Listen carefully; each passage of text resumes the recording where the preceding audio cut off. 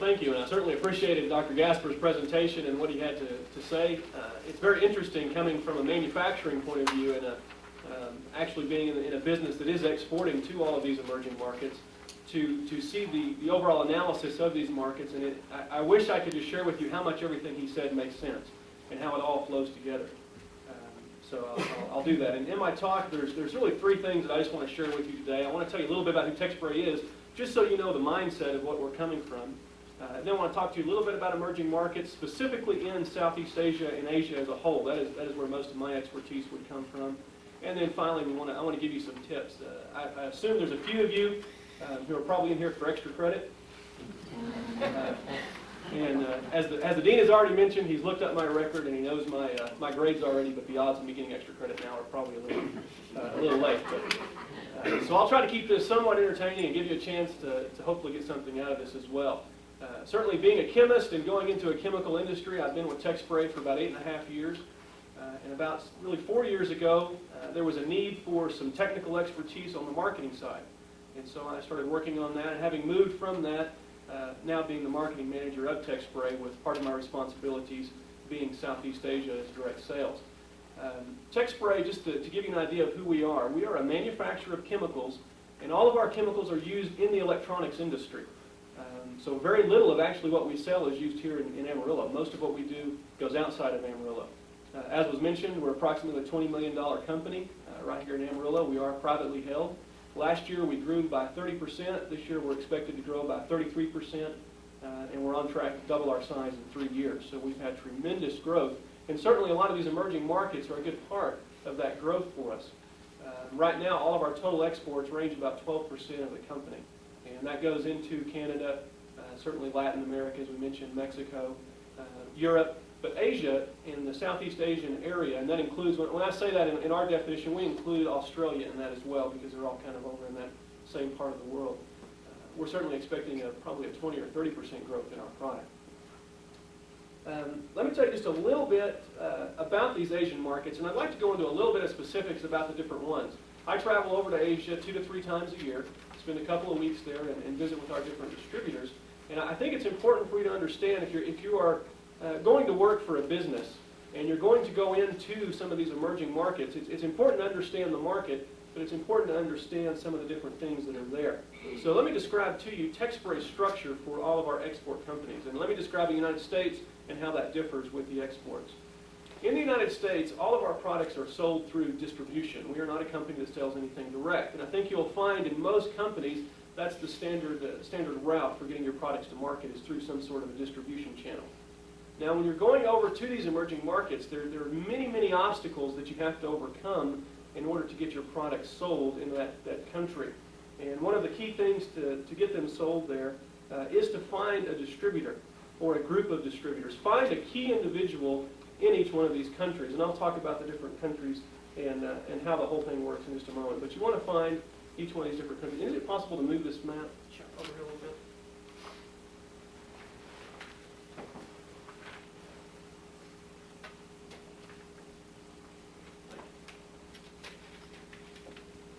Now, I don't know, they may teach geography a little bit better in the business side than they did in the chemistry side, but it helped me a lot to look at a map and see where we were going, especially on my last trip when I was flying north when I thought it was supposed to be flying south. So it's important to know where you're headed, and that way you make your trips a little easier.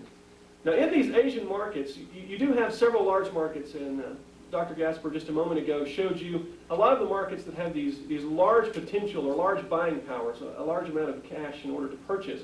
But it's important to put those in perspective and also see that the markets in these emerging markets are changing very rapidly. And let me just give you an example. TechSpray has distribution in all of there. We're working on Japan right now. You have South Korea. China is a new area, and I'll talk a little bit more about that. But you have Hong Kong here, which of course is going to be part of China in 1997. There's some huge question about what's going to happen with the business economy in the different areas as China does take over Hong Kong. You've got Taiwan, which is just now starting to have more negotiations with mainland China, and we'll see how that works out. You've got Singapore way down here at the bottom, Malaysia, Thailand, and some of the other countries, the Philippines, and Indonesia, that were already mentioned, that are being developed.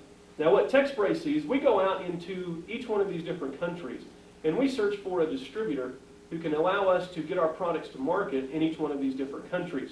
Now, usually we assign them as a master distributor. They may have to go to sub-dealers in order to sell the product. But each one of the different distributorships does their own infrastructure. Now, there has been a major shift in the electronics industry. As you know, a huge amount of the electronics products, all the consumer electronics, all the way to computers, a huge amount of what we purchase, even here in the United States, is manufactured in the Southeast Asian area.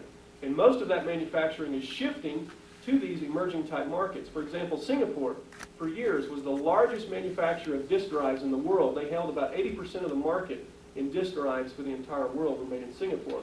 Right now, I don't know what their percentage is, but I know the outflow of those disk drive manufacturers is amazing. They're probably down to much less than 20% at this point would be my estimate. Because people are going to what we would call more emerging markets. And again, I'm talking from the industrial side. The consumer side, there's still a lot of consumer dollars to be spent down in the small country of Singapore. And if you haven't had a chance, I know it kind of got a bad rap with the caning. The Singapore is one of my favorite countries in the entire world. It's probably the most beautiful city you will ever have an opportunity to see. They talk about it being outrageous and, you can't do vandalism, but you will never see a piece of gum on the sidewalk. You will never see a piece of trash in the gutter. Just a beautiful city. But they pay a lot of money to have this infrastructure to keep things there.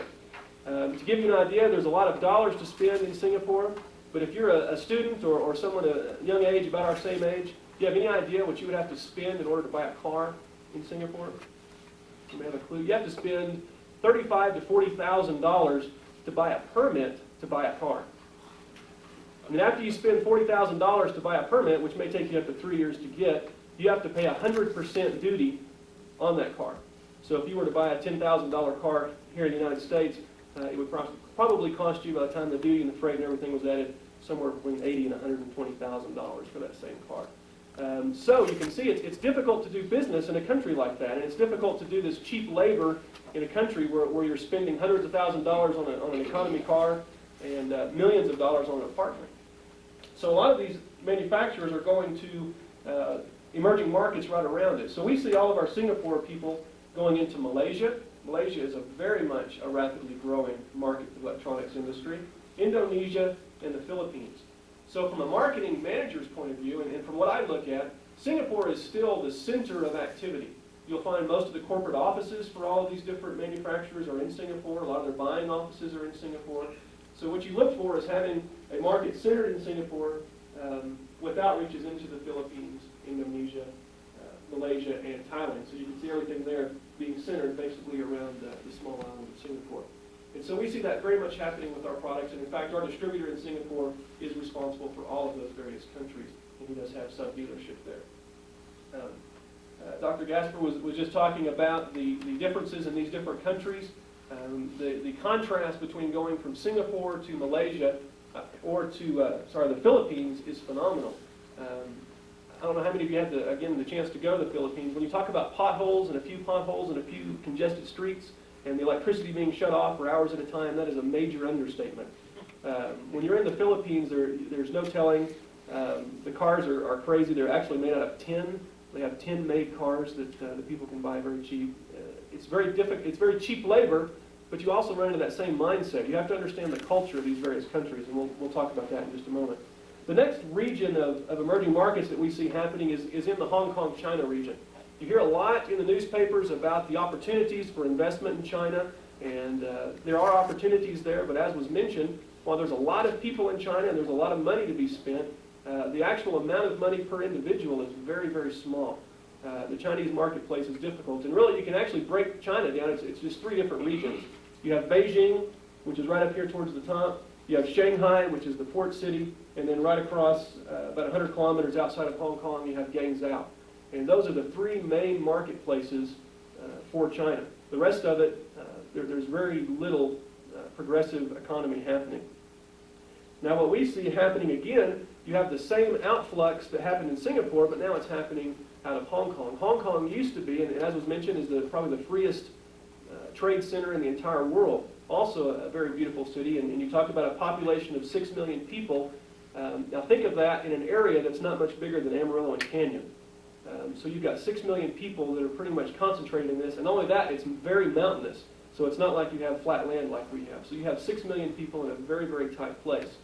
Y'all were just in South Korea, so we'll get to that in a moment. But it's very, very, very crowded area, very expensive also to live in Hong Kong. So when you're talking about items that require a lot of labor to manufacture, most of that is going out into China at this point. So if you want to deal your products into China, Hong Kong is a good place to start. Find someone there. Again, the buying offices tend to be there, the controlling, the research and development done in Hong Kong, labor being manufactured in China itself.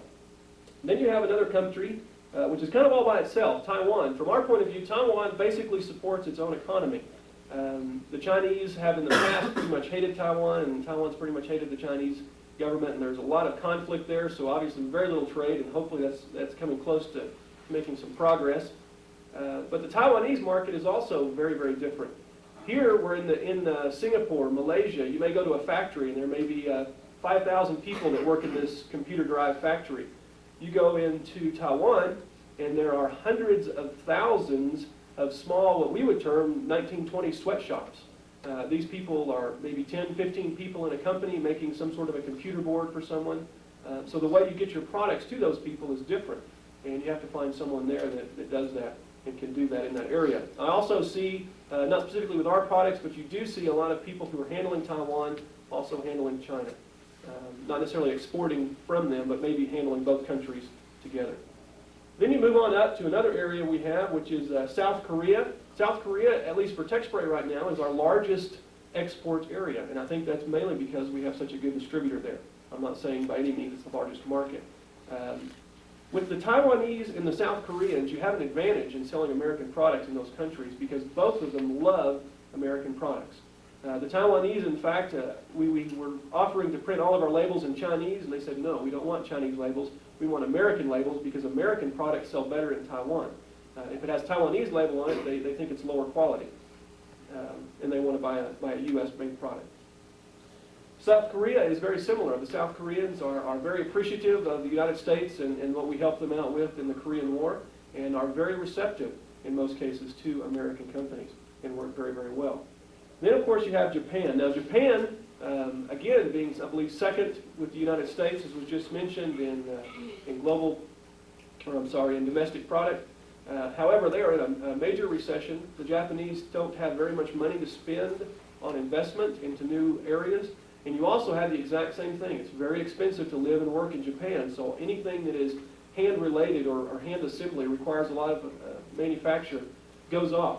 Those people in Japan are going back down into this region, Malaysia, the Philippines, and Indonesia is where you see a lot of the Japanese manufacturing moving. Again, you got to have the core business there because it's still run manufacturing facilities being done off-site.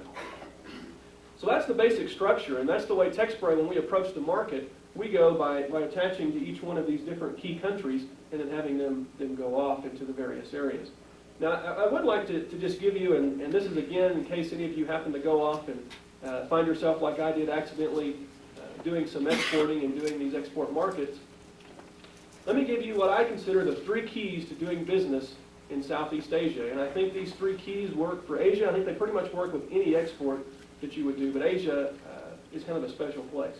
First of all, you must understand the market differences.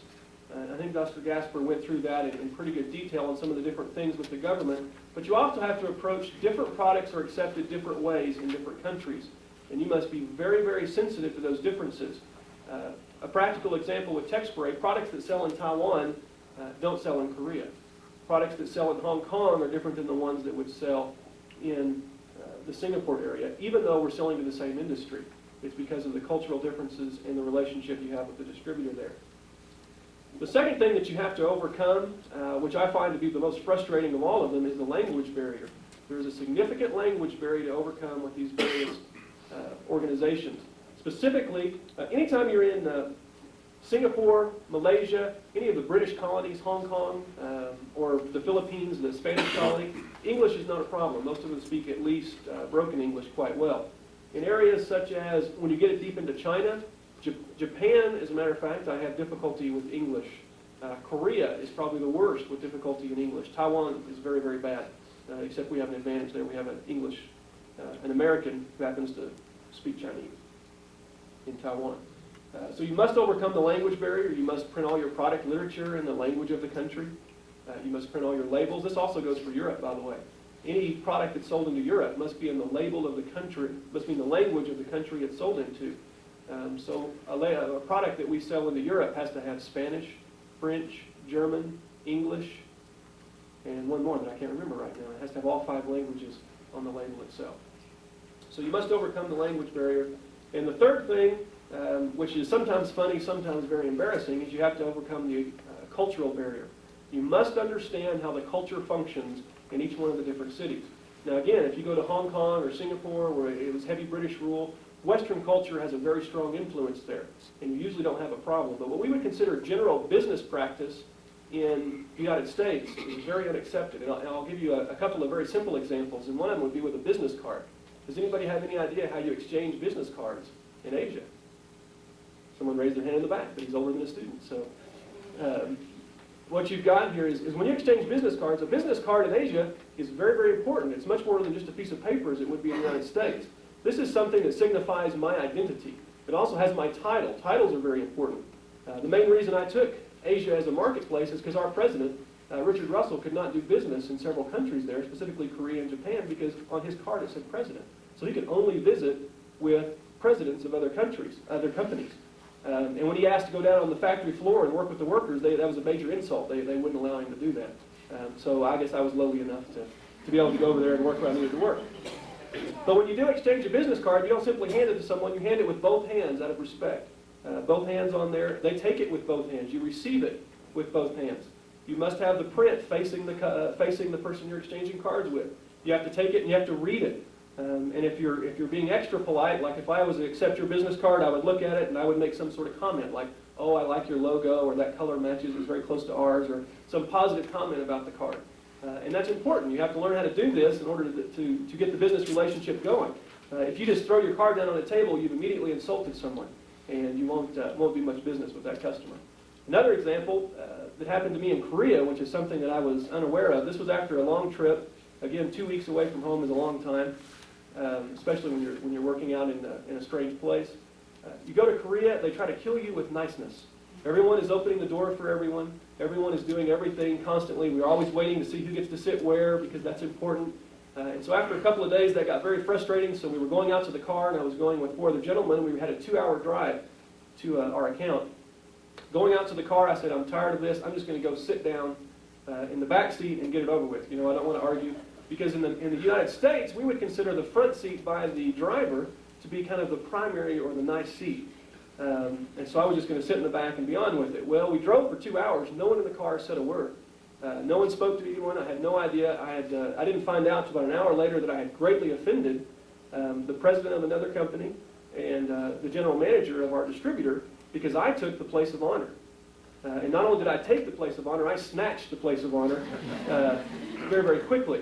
And that offended them, because then it was left for them to decide which one of them took the least place of honor and which one of them took the next to the place of honor, because I sat in the wrong place in the car. So you have to be very careful to the cultural differences. Something that's very simple, if you do business in Asia, learn how to eat with chopsticks. If you want to impress people very quickly, just go to a restaurant, and sometimes they'll give you a fork just because you look like an American. If you pick up the chopsticks and can use them, you'll impress them and be able to do business. I know my talk is a little less technical, but hopefully you get one thing out of it, and that's there are very much 2 different sides to business. And this is the close that I want to leave with you. There's the practical side that you have to look at. You have to understand your markets. You have to do your market studies.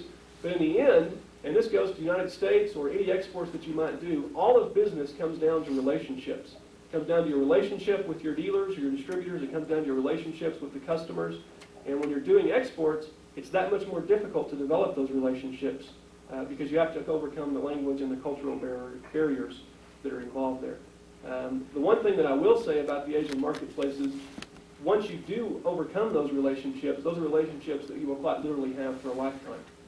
It's very difficult to earn the trust in an Asian area, but once you've earned that trust, it's very, very difficult to fall out of grace with that particular company or individual. And they will quite literally be your friends for life. Our Korean distributor is constantly sending my daughter presents and things like that. So a lot of things to develop relationships. Future things with tech spray, we have a lot that we're looking for. We certainly expect these emerging markets. Right now, as I mentioned, they're 10% of our total sales. I expect them to be 15 to 20% within the next 3 years. And as I said, they're right now on about a 25% growth pattern. So certainly a very large area for us, and we look for them to be very important. So thank you very much. Yes, sir.